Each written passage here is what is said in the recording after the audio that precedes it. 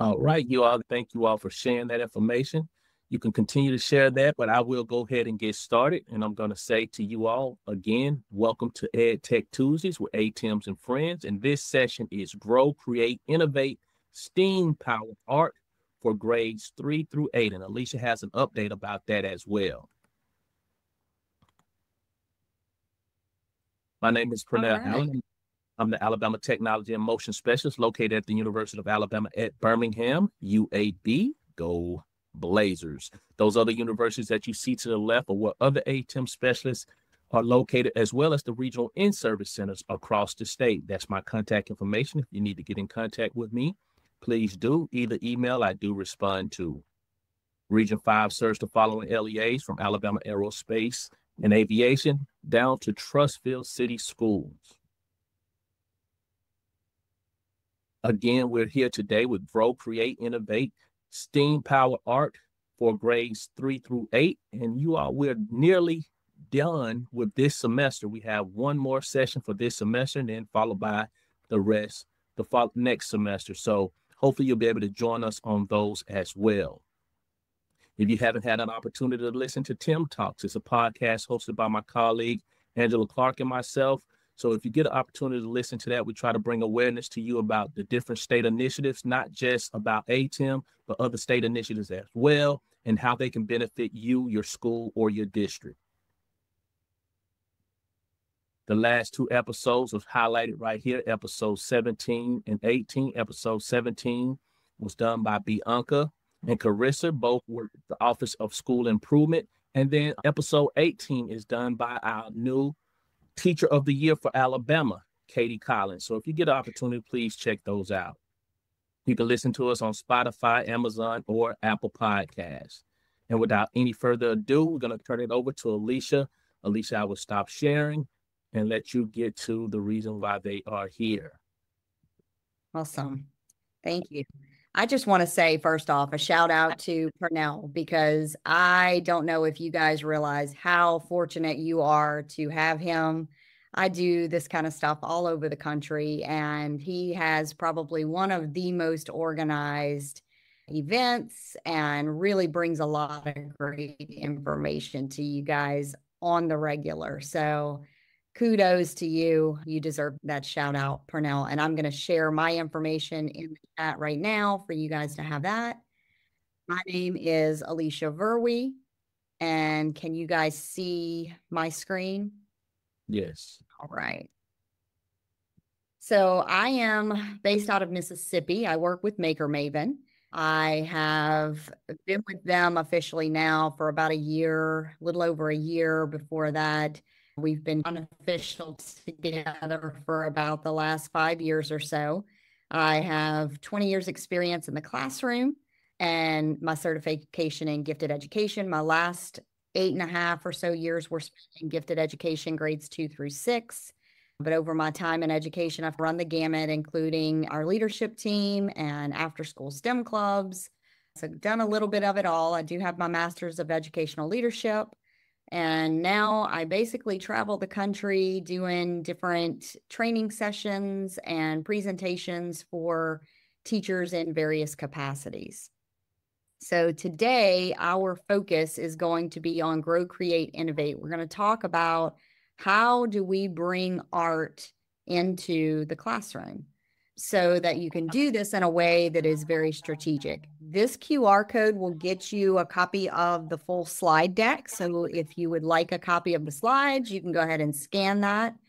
I will leave that up for just a minute for you guys to be able to do that. And you can download them directly. Everything is hyperlinked for you throughout the slides. So you'll be able to follow along with everything and access any of the links for the stuff that I talk about. So while you're scanning that, and I'll go ahead and share the update. So this is initially presented as grades 3 through 8. However, it has been expanded and is available for K through 8. So we have updated and do have materials available for all 4 of the modules that I'm going to talk about all the way down through kindergarten. So K2 has been added. All right. So we'll jump right in and get started. Please let me know if you have any questions. And Pernell, if you'd be so kind to monitor the chat for me. If there's any questions, free to drop those in or unmute yourselves. I love to not feel like I'm talking to myself, so don't feel like you'll be bothering me if you have a question. And usually it's better to address those on the section that we're talking about them. So what is Grow, Create, and Innovate? This is a program that initially we put together to work with the state of Iowa and the state of Mississippi for some art initiative programs. And so I actually designed this program with materials, some of our own, some from other vendors, to really make sure that the focus is on making students producers and not just consumers. Because what we see is we see a lot of STEM stuff going on. We hear a lot of talk about art. And I'm going to go ahead and confess, I am that teacher that when I heard the word art, to me, that meant paper plates and some stamps, putting some colors on some paper plates and making a pretty flower or those kind of things, right? And it just really didn't seem to be my cup of tea. So I had to start looking at what is the importance of art? Why do we do this? And what kinds of things do we need to be doing? Because right now, a lot of what I saw, I just was like, I don't see where we're preparing students for the workforce, right? And so that's really the big push behind this. It is made to address the engagement factor with students. We want them to be doing that project-based learning, that hands-on learning aspect of things. And the program aligns with NGSS 21st Century and ISTE standards for students. And again, this is really something that we have had great success with thus far. So I'm really happy to be giving you guys the ins and outs of it today. Learning goals: promote the invention and problem solving through creative making. That's what every single one of the lessons within the curriculum is focusing on, not just art, but how do we mesh together that true STEM with the art? So they're making, they're creating, they're inventing for every single project, building those early computational thinking skills, and making sure that obviously we have things that are aligned to the standards, because we know a lot of times we get the tools, we get the ideas, but how do we make sure it all comes together? So something nice, easy, ready to go for teachers.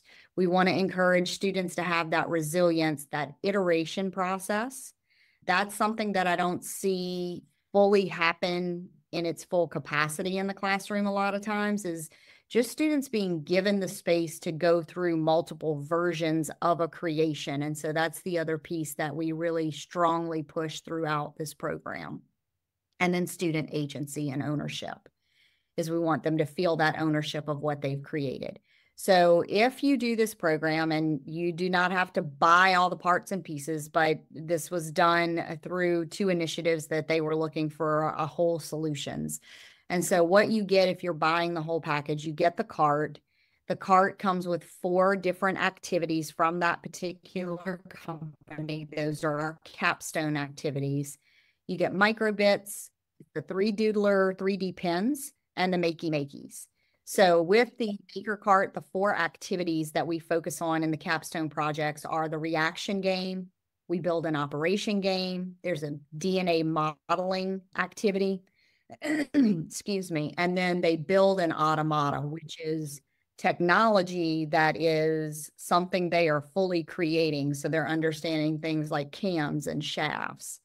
So what is in the program? We deliver this via a Google Drive folder that gives you access to 4 modules that are spread out in 3 separate playbooks. So the playbooks are divided. K2 is a playbook by itself, 3-5, and then 6-8.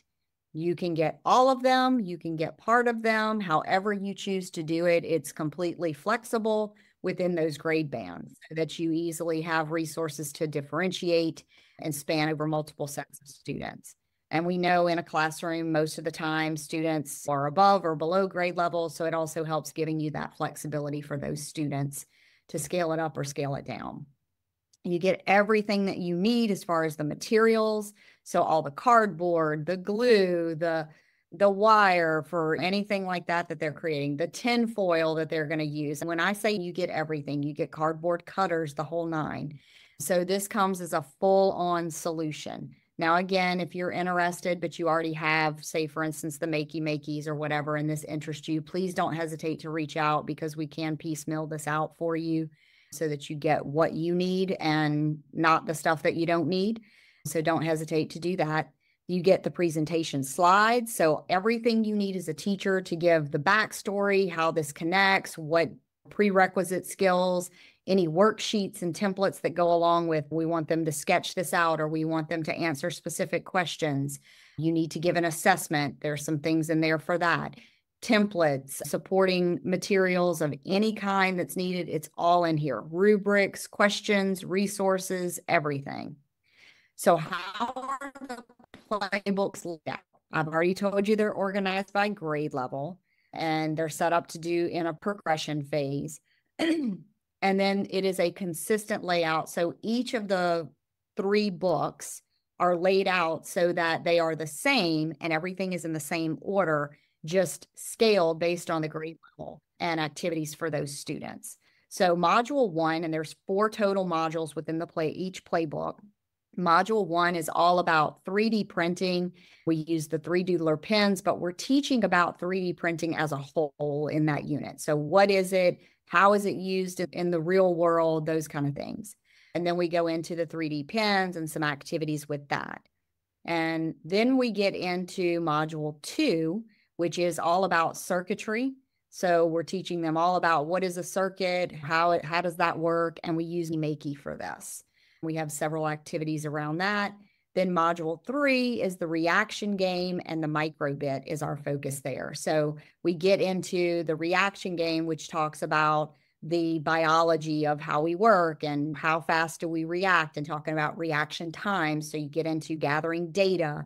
We know data is a big hole or weakness in a lot of our schools across the country. And so we really wanted to make sure we were bringing some of that into play as well with the whole STEM component. So tying that to the microbits and showing those how they pair together. And then you've got module 4, which is all about biomimicry and learning about the science behind that, and then how much is actually influenced in our real world and the design component of things that is stemming from something in nature and how often that's done. And then ultimately they create an automata, which is a manual creation that works with cams and shafts and moving parts. So it's a very good learning experience for the students. Again, the standard alignment is there. It's also aligned to the Iowa Department of Ed. As we get interest from other states, we're working on state alignments. Right now, we're working on the state alignment for Texas. So obviously, if you guys are interested and whatnot, and we start having interest from Alabama, we'll be happy to do the same thing for the state of Alabama. So just give you a little dive into what do some of the projects and things look like that we're doing with this. So each of the modules are laid out where they have a how it works and real world application, because I am a big proponent. And I know if you've ever been on one of these with me before and heard me speak or heard me at another conference or opportunity, I always talk about the importance of tying this to real world application for students, because we know now that kids love to tell you, I can Google that or I can YouTube that, right? And figure something out. So they all want to know why they need to be learning something, or what relevance does this have.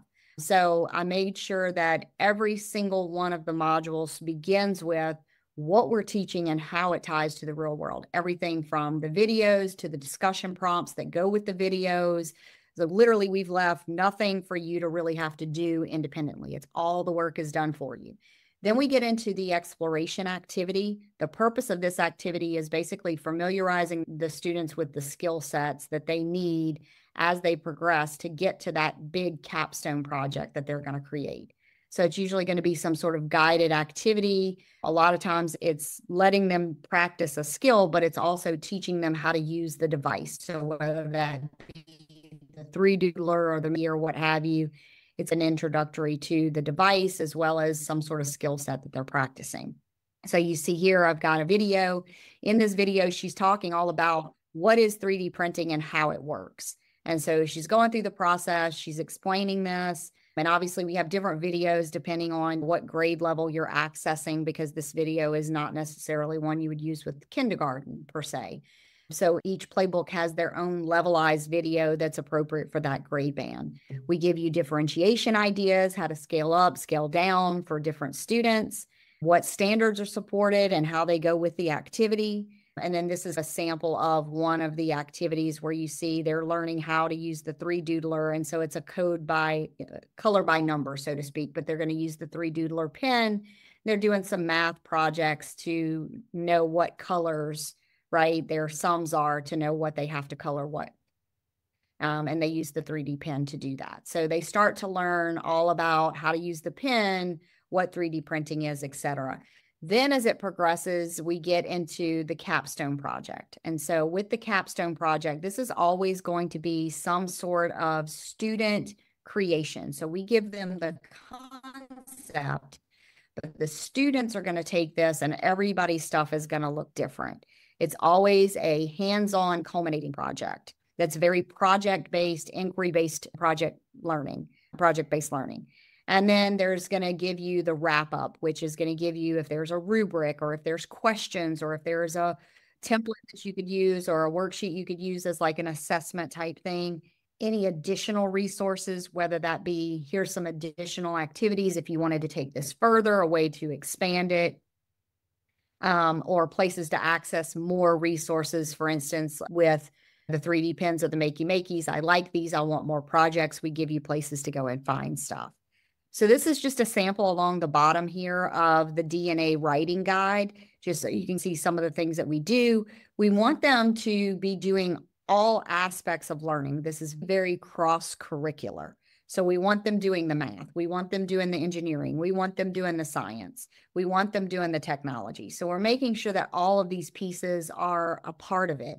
And for this component, we're bringing in those writing skills. And so you could see we've got it levelized, very basic for kindergarten. We get a little bit more advanced for 3 through 5. And by the time they hit 6th grade, obviously, we expect them to be able to be given, here's your criteria, go forth and write. You don't need to answer the questions out first and then piece that together. So we give them age-appropriate guidance to write what we want them to write. And then there's the additional resources section of each of the playbooks, which is, like I said, this is going to be where if there's books that we think would pair really well with the topic or projects, I've given those as resources. I've given extension lessons. Here's more lessons. Go find more stuff that you could do. Here's teacher resources. If you're not familiar with, for instance, microbit, but you want to do this, here's where you go that's going to give you all the training that you need that's meant to get a teacher started on microbits.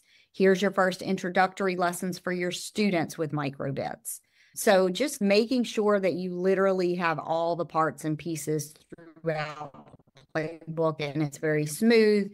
You pick it up and you can run with it. No spending your Sunday trying to figure out what you're going to teach, how you're going to teach it, what you're going to do kind of thing, and making sure you have some effective student outcomes based on the lessons that are included. And again, the focus is very heavy on the invention and the design process. And as I get a little bit further along and I show you some more of these capstone activities, which we're going to go through in detail, you'll really see this connection that they're doing this invention design cycle. We are wanting them to go through, we want them to brainstorm, we want them to make something, we want them to go through the process of building it and then evaluate it and say, oh, this didn't quite work. How do I need to fix it? Go back and reiterate and redo and rebuild. So this is just really important that you understand this is 100% project-based learning. We're doing a deep dive into that with these playbooks. One of the big things that I know is probably pretty common amongst most all of us now, especially if you're still in a classroom and you're dealing with students on the regular, is you look around and think, where has common sense gone, right?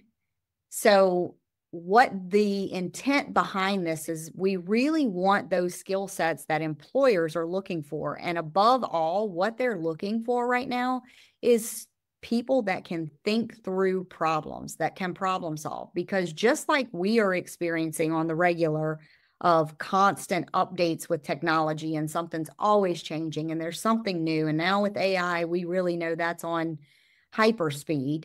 The same thing is happening in industry. They are experiencing this same difficulty, which is changing their processes. And they're constantly having to figure out, okay, what does this look like now with this change or that change? So that's a big piece of it. The other thing is every single thing that we encounter was invented by someone. And it's not just physical products, it's also experiences. So if you've ever done like an escape room, right? That's somebody's invention, but it's a concept, right?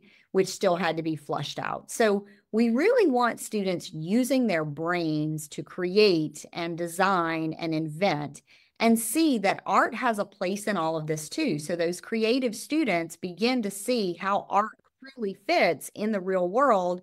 And there's all these different areas and ways in which they can use it and utilize it effectively to actually have a job in that industry if that's something that they're interested in. And then design and invention skills, making sure that we're looking at all of those various careers and how they can utilize. Inventions often have multiple components and purposes, so they can be reused and repurposed in new ways. So that is also something that we want, is for them to understand that an invention, because we know that a lot of what our students nowadays struggle with is that persistence, right? Staying with something, continuing to see it through and not giving up on things. So what we want is for them to understand that with inventions, that's exactly what happens, is they invent, but the first round doesn't mean that they're done. It's an ongoing thing, right? It needs to be repurposed or reinvented if it doesn't work properly the first time. So we really want them to go through that process. And then micro inventing is another piece that we talk about throughout these modules.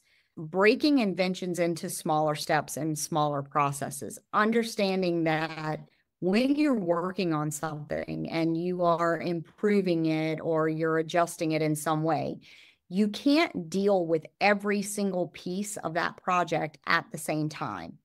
And one of the analogies that I give that students always think is hilarious, but it rings very true and helps them understand, is I always talk about going to a steakhouse and ordering a steak. When you go to eat that steak, you're not just going to stick the fork in the steak and shove it in your mouth as one whole big piece. You would choke to death or it wouldn't fit. There's all sorts of issues with that, right? So what we have to do is we have to cut that steak into smaller pieces. And we do that because it's more digestible. And that's the same thing with micro inventing. We're breaking the invention into these smaller parts that eventually all come together, but it makes the process more approachable, right?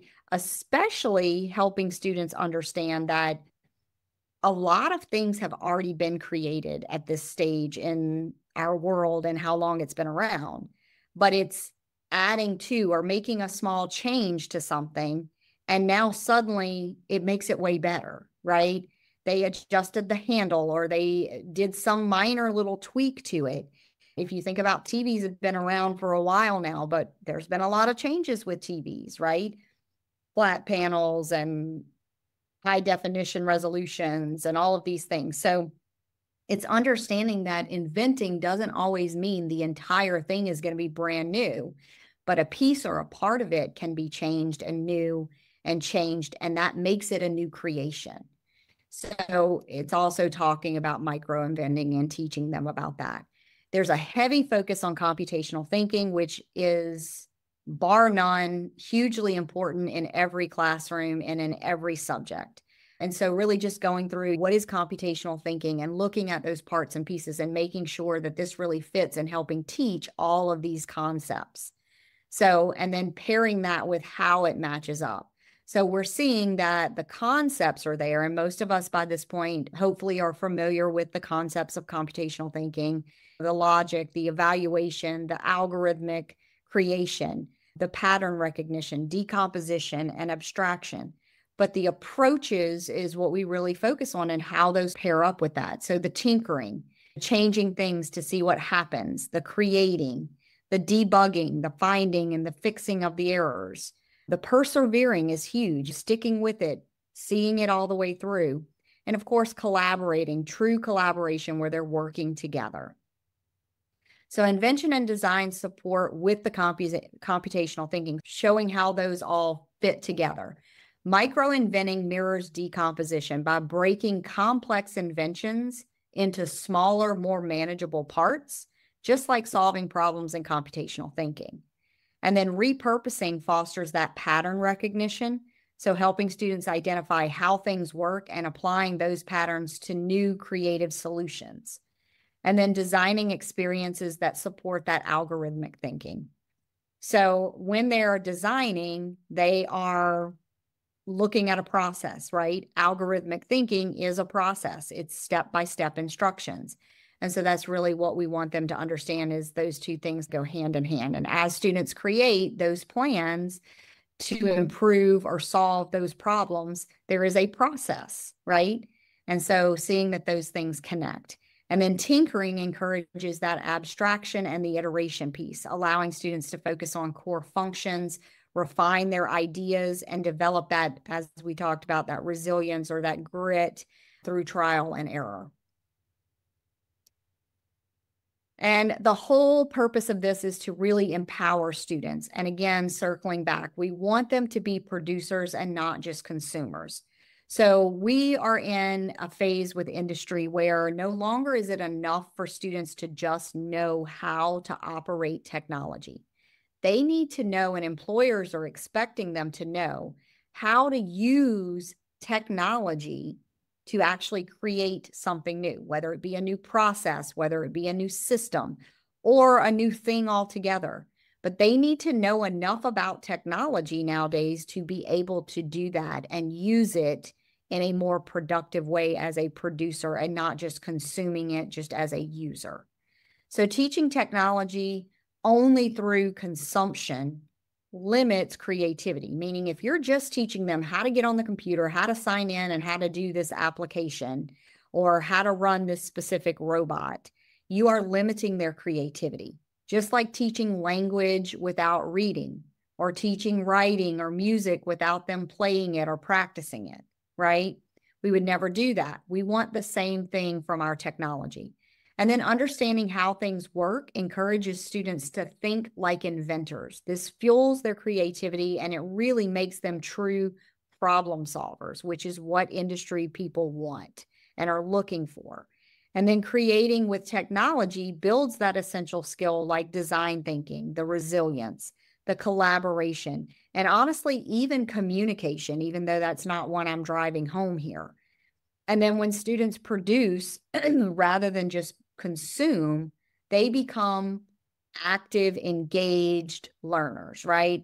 They are interested in what they're doing. They're fully engrossed. And we all know how difficult that can, in and of itself, can be this day and time, is getting students engaged and excited to do anything in the classroom this day and time can be a challenge. This is an excellent way that is being used by students as producers. So this is actually a teacher in Alabama. She's a math teacher that used them, and her students basically worked with some special needs students, talked to them about what they needed, what would help them, and they designed some items to help students within their own school. So really awesome little video to take a look at. I'll play just a minute of it for you here. All right, so we're attending a STEM academy in Shelby. Can you guys hear that? Is the audio? It's working. Okay, awesome. And we were talking about these design challenges where you make game boards and pianos and things like that out of everyday objects. And I couldn't stop thinking about creating devices for the special needs students. And I thought about it all day and I couldn't get the idea out of my head. So I knew I had to try it. And so that's how it came about. So the students were paired up into design teams and were assigned a student from Miss Sinkfield's class. And so it all started with an interview. We got a student named Noah, and we made a football game. It was hard because we had to do a pre-interview, so we had to figure out his interests, or what he liked, what was his motor skills. So that was hard. And then from there, they created devices, games, instruments, different things that they created that was specific to their child. Yeah, we figured out how we want to construct controller because it was too big, it's just all. And so then we had a day where we tested our prototypes and then went back to the drawing board and they had to do some problem solving for what didn't work, what did work. And then they created their final product. So I'll let you finish that on your own, but I just wanted to show you a snippet of that so you could see that is such a true, authentic experience for those students. And the confidence that they walk away with when you do a project like that in a classroom is just unreal. And so it just stays with them really for the rest of their lives. So I can't encourage you enough to really adopt these kinds of activities, whether it be this program or something else, really looking at what type of things you can bring in that are rooted in project-based learning. So the importance of the art and why you should pair it with robotics, because often these two don't, in people's minds, go hand in hand. So preparing for Industry 4.0, which is, we're actually already in Industry 5.0, but education, we are so far behind. We're still really trying to get the skill sets to Industry 4.0. So Industry 4.0 is the fourth industrial revolution, for those of you that aren't aware.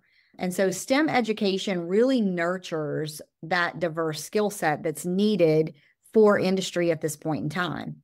Everything from the creativity to the critical thinking to true collaboration. And I just want to say really quickly on collaboration. Collaboration and teamwork does not mean every student in the group is sitting down doing the same thing.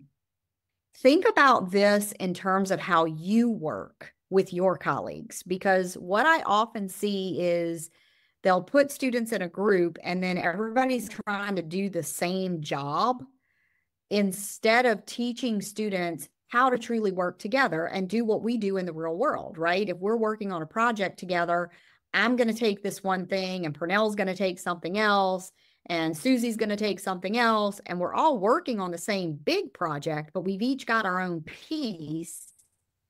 And then when we come together, it makes this whole thing. So really looking at collaboration from that perspective. And then it takes all these skill sets and it puts them together so that they're meeting the demands of industry. Because again, the other thing that I remind teachers all the time, and this is may sound silly, but sometimes I think teachers forget why we do what we do every day. And our purpose is not to teach physics or not to teach multiplication tables to that third grader, or not for them to pass the fifth grade science test, or whatever the case may be, right? Our job for teaching is to prepare students for the real world in whatever capacity that looks like for them.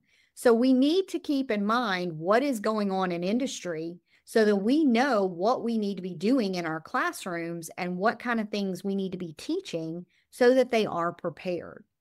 Now, that doesn't mean we're not still teaching those fundamental skills, but we need to be doing it in a way that is actually preparing them for the real world and for industry jobs.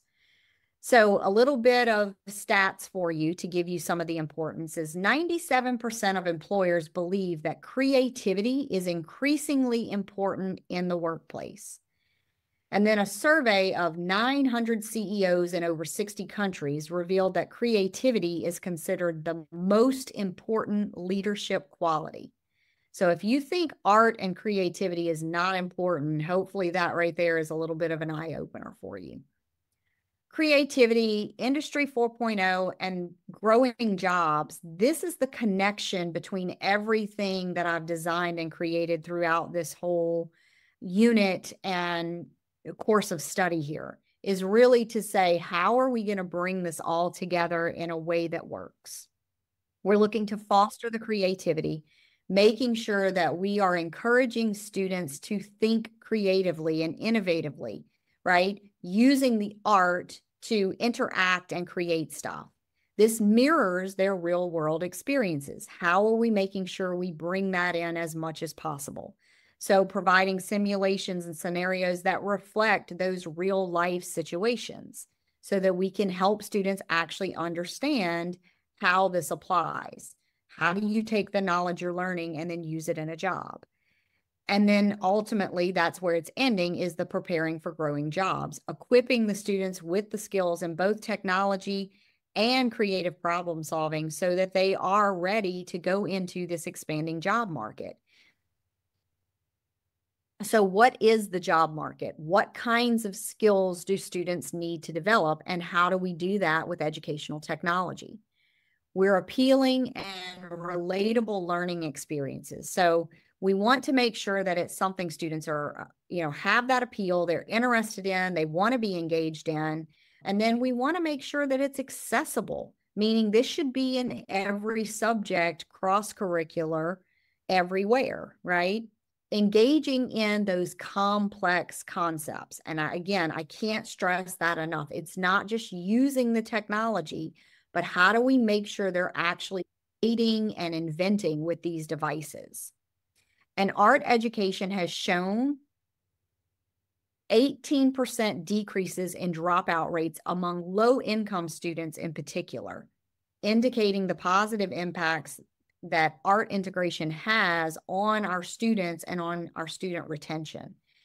So I know Alabama is much like Mississippi, which is where I'm from. Structurally within our states, we aren't that far off in the sense that we have a lot of pockets of low socioeconomic areas.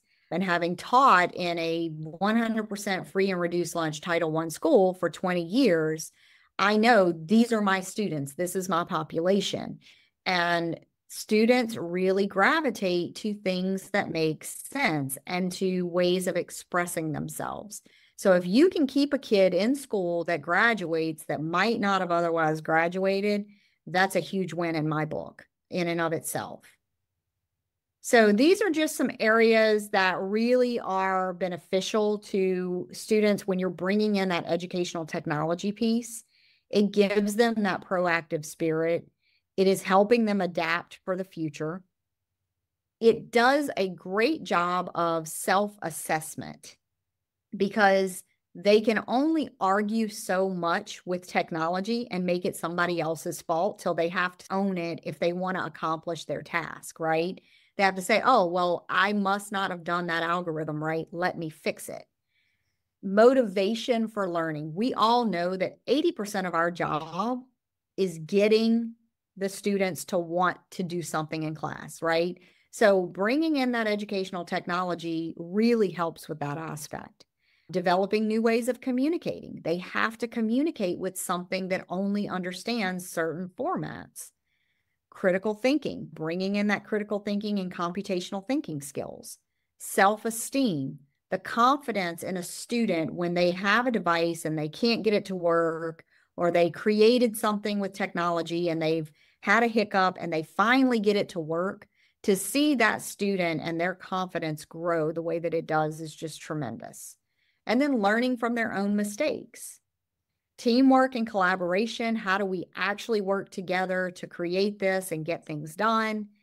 Being able to be creative and using their imagination. We've already seen the stats that this is really more important in a lot of cases to employers nowadays than the actual knowledge and skills that they have is, are they creative? Are they inventive? And are they problem solvers? Because this is what we need. Because what the job is today may not be what the job is a month from now because of the developments and how quickly these things are coming around.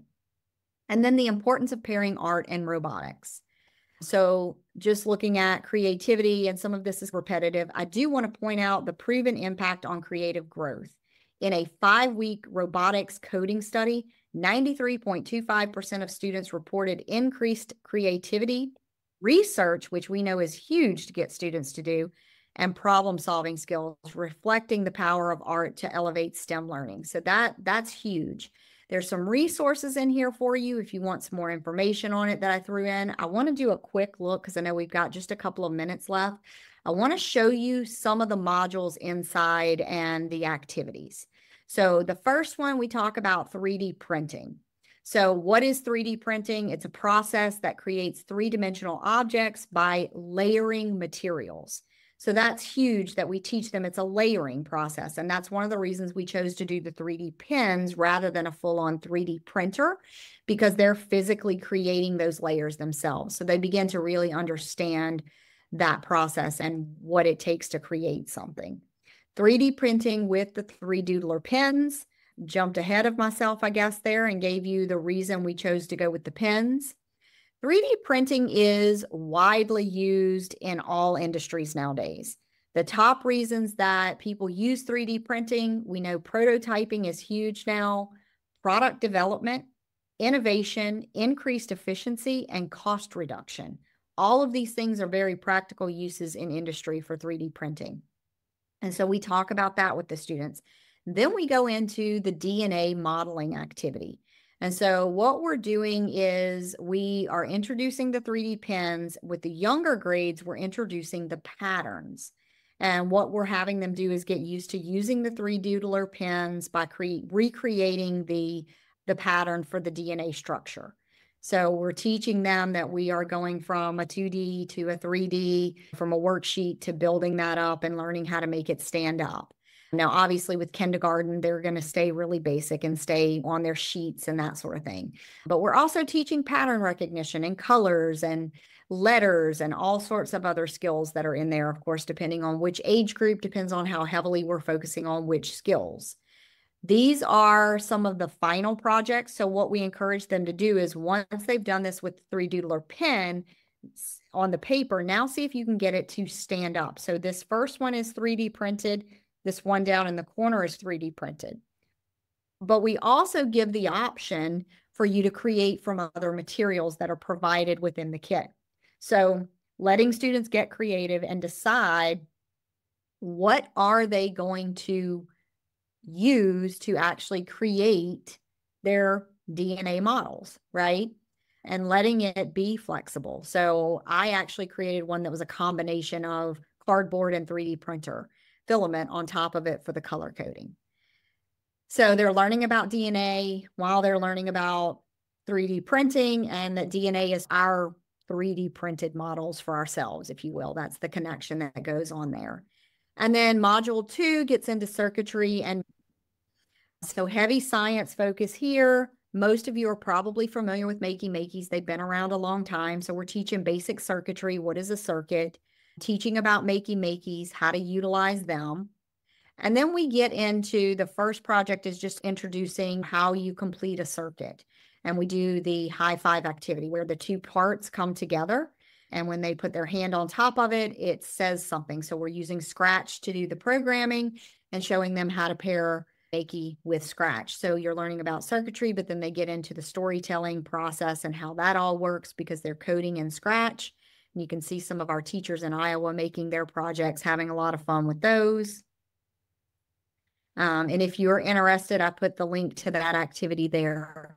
The K2 capstone project for this module, I actually created an Eco Explorer game where there's 5 different scenes or scenarios that they're put into. This one here that it's showing is recycling. And so there's some pieces that they have to decide what can be recycled, and they create 2 foil parts and an LED using Play-Doh on the back for the connectivity aspect. So even kindergarten can do this and has done this. And they clip it together, and then the foil pieces, they just pair those up. And when it connects those 2 pieces of foil with the foil on the back of the item that they are saying can be recycled, if they're correct and it can be recycled, then it lights up. So it gives them a nice little way to explore their world, what's recyclable, learning about recycling for the younger kids, and then, of course, learning circuitry in the meanwhile. While grades 3 through 8 is a little bit more sophisticated, we are actually designing an operation game. So they learn about the body. We're continuing that body system theme. And there's a lot of flexibility with this from a teacher standpoint. You can do whatever you want to do. So you can focus on the nervous system or whatever. You can focus on certain organs, however you want to do it, and they create their own little operation game. And then in module 3, we explore the microbits and coding. We get into creating a reaction game with that. Microbits are very versatile, a great tool if you have not explored those.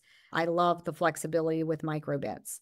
With this one, it's the reaction game. We actually have a scaled down version of this for K2, so they actually can create the same game, and it's how fast you can react. And there's 2 players. And so with the older students, it actually gets pretty sophisticated with the coding for grades 6 through 8. With the younger students, it's very simplistic, and they can really get into diving into data, that it's tracking different data and how quick they respond.